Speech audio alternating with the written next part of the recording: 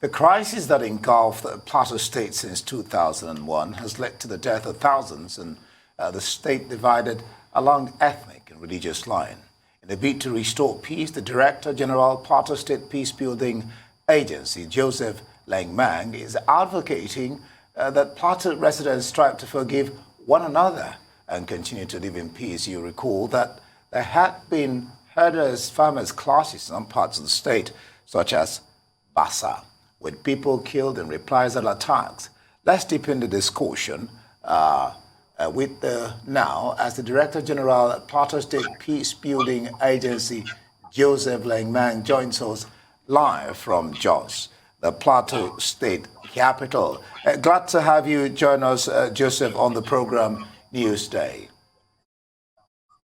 Thank you so much for having me. Good afternoon from here. Good. Well, the governor has promised that total peace will be returned to the state before he leaves.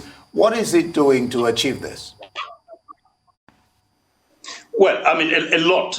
Like you have rightly pointed out, Plateau had gone through a series of episodes of violent conflict that span over a decade. And the legacies, or perhaps the consequences of that horrific experience has been, I mean, it still lives with us. There are so many communities in the state itself struggling basically to shake off, the legacies of that experience. And it hasn't been an easy one. But the governor, in his wisdom, Right Honorable Samuel Bakola Long, on assumption of office on the 29th of May 2015, decided to try a different approach. And that approach actually culminated into the setting up of the Plateau State Peacebuilding Agency, the first of its kind to be set up by any subnational unit in Nigeria.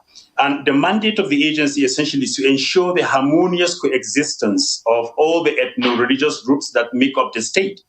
And this followed indeed the failure of previous approaches by successive administrations to nip in the bud issues of peace and security and conflict and violence in the state.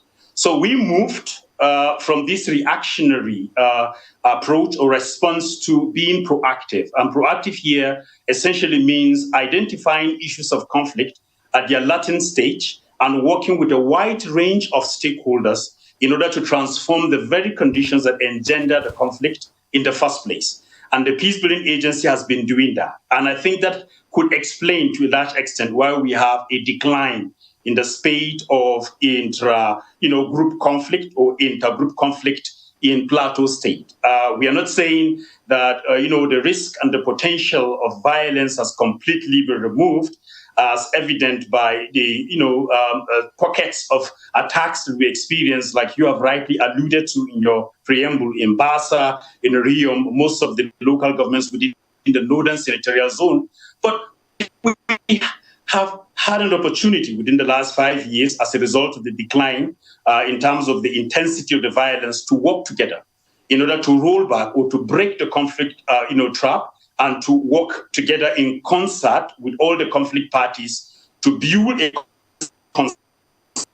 consensus around the issues of contention and to collect the peace in Plateau State.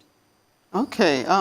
Thank you for that. As the Director General of the Peacebuilding Agency, and you spoke of some originating conditions that brought about the conflict in the first place, can you help us identify what some of those conditions are that you've discovered?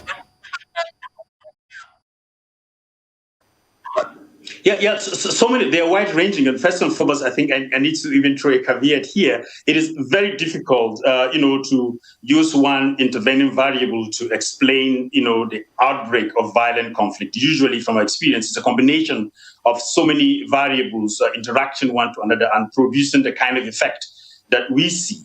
But in the heart of some of these issues, I would tell you that, like the farmer herder crisis, for example, I mean, you have two communities that are competing for resources that are increasingly becoming scarce.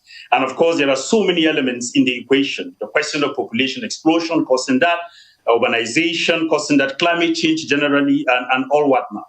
The resources are increasingly becoming scarce and people are becoming desperate. And as a result of that, tension tends to build, and if it is not well managed, it escalates into violence.